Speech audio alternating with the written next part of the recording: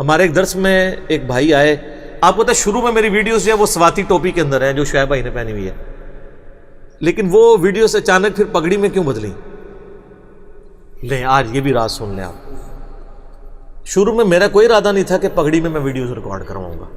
میں ایک نارمل سا مسلمان, کیونکہ مجھے تھا کہ یار یہ تو پگڑی پہن کے کوئی بندہ تھوڑا سا نا وہ یعنی وہ لگتا ہے کہ میں اپنے آپ کو علامہ شو کرنا چاہتا ہوں, لیکن مجھے اس کا وہ پہلو چھپا ہوا تھا کہ دنیا میں لسانس پگڑی اور داڑھی ہے دین کی بات کرنے کا, چاہے پاوے کوڑ بھی کو مارتا رہے.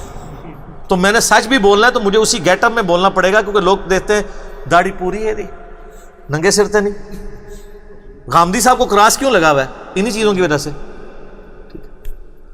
تو اس اعتبار سے کراس نہ لگے, لیکن یہ چیزیں میرے دماغ سے اوور لک تھی. میرے دماغ میں ایک اور بات تھی کہ نہیں, ہمیں سادہ سے مسلمان بن کے سادہ سی ٹوپی جو میں عام یوزول پہنتا ہوں یہی پہن کے کروں. اسی وجہ سے آپ دیکھتے ہیں میرے کوئی بھی ویڈیو آپ کو کبھی کوٹ میں کوئی باسکٹ میں ریکارڈ, میری یہ نارمل لائف بھی اسی طریقے سے ہے. ایون سردیوں میں اسی طرح بیٹھا ہوتا ہوں, سادگی ہے. تو ایک بھائی ہمارے درس میں آئے, تو وہ 2-3 دفعہ درس میں آئے. پھر انہوں نے کہا جی میں نے آپ سے ایک بات کرنی ہے. میں نے کہا بتائیں. کہتے ہیں جی میں مسلسل 2-3 دفعہ یہ خواب دیکھ چکا ہوں, تو میں نے اس کی تعبیر آپ سے پوچھی. کہتے ہیں میں تو آپ کو جانتا ہی نہیں تھا, مجھے تو خواب میں اشارہ ہوا.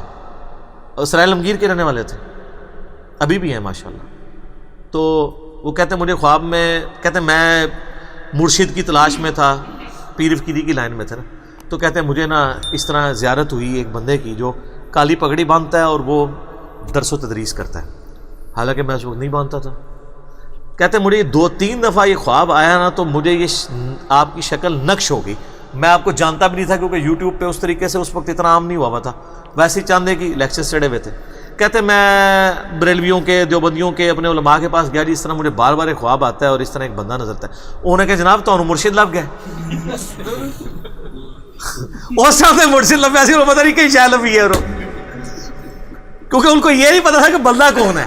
وہ کسی کی دعوت پہ ایک دفعہ یہاں ویسے ہی آئے نا, تو انہوں نے دیکھا نا, تو اب وہ مجھے بڑے غور سے دیکھ رہے ہیں, لیکن میں نے تو پہنی ہوئی تھی ٹوپی. وہ کہتے تھے شکل وہی ہے لیکن یہ تو ٹوپی ہے. تو لیکن مجھ سے نہیں انہوں نے بات کی. مجھ سے انہوں نے نا فون پہ نا عثمان بھائی سے نمبر لے کے مجھے کال کی. ان دنوں میں فون بھی سن رہا. انہوں نے کہا جی علی بھائی آپ کا گھر کدھر ہے؟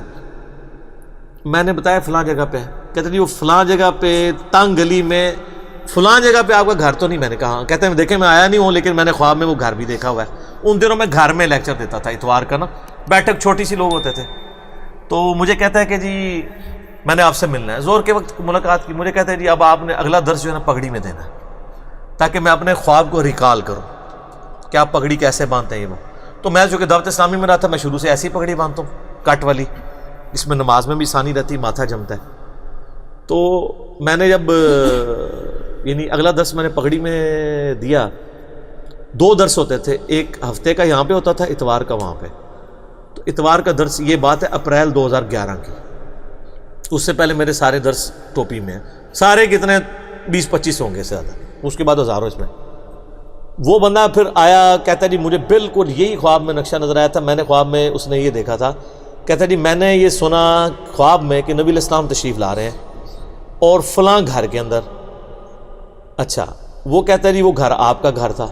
تو کہتا ہے میں خواب میں ہی میں نے یہ دیکھا کہ میں اس گھر میں گیا ہوں, تو وہاں ایک نوجوان جو ہے وہ کالی پگڑی باندھ کے تو درس قرآن دے رہا ہے, تو اور نبی علیہ السلام کا انتظار ہو رہا ہے. تو بس اس کے بعد میری آنکھ کھل جاتی تھی, یہ مجھے خواب نظر آتا تھا. تو مجھے کہنے لگا جی اب آپ پگڑی کو پکا کر لیں. ویسے وہ خود ننگے سر ہے. بہرحال میں نے اس کو پھر لے لیا. میں نے کہا اس میں کوئی ضرور حکمت ہوگی. سب پھر حکمت نظر آئی ہے نا. کتنے ہزاروں بریلوی دیوبندی ہیں جو کہتے ہیں جی ہم تو آپ کی پگڑی سے دھوکہ کھا گئے. ہم نے کہا ہمارا ہی بندہ ہے. شکر لال رومال یا ٹوپی شوپی ہوتی تو ہم کچھ اور سمجھتے, لیکن جب سننا شروع کیا تو کہ یہ تو کچھ اور ہی ہے. لیکن چونکہ سن بیٹھے تھے, پہلی واردات یہ ہوتی ہے سننا نہیں ہے. آپ دیکھ لیں بریلوی دیوبندی اہل حدیث شیعہ چاروں اس امام میں ننگے ہیں. وہ کہتے ہیں ایک دوسرے کو سن لو, علی کو نہیں سننا. پہلے تو یہ سارے کہتے تھے نا جی دلائل دیکھنے چاہیے. اب یہ کیوں کہہ رہے ہیں کہ علی کو نہیں سننا باقی سب کو سن لینا ہے؟ کیوں؟ ان کو پتہ ہے کہ مسئلہ کہاں پہ خراب ہے. وہ ان کی بیماری پکڑی گئی ہے.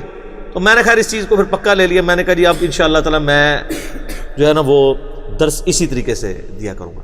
لیکن یہ میں نے باتیں آپ سے اس لیے شیئر نہیں کی ہیں کہ اس کے بعد میں نے کوئی چندہ بک قائم کرنی ہے یا میں نے کوئی نذرانہ کھولنا ہے یا میں نے کوئی اشتہار چھاپنا ہے اور میں نے جناب اعلان کروا دینا ہے. کچھ بھی نہیں.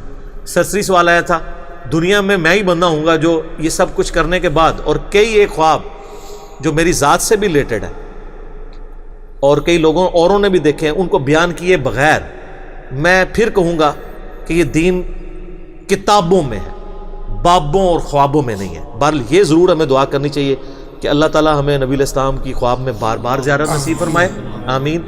ہمیں ایمان و عافیت کے ساتھ مدینہ شریف میں موت نصیب فرمائے, آمین.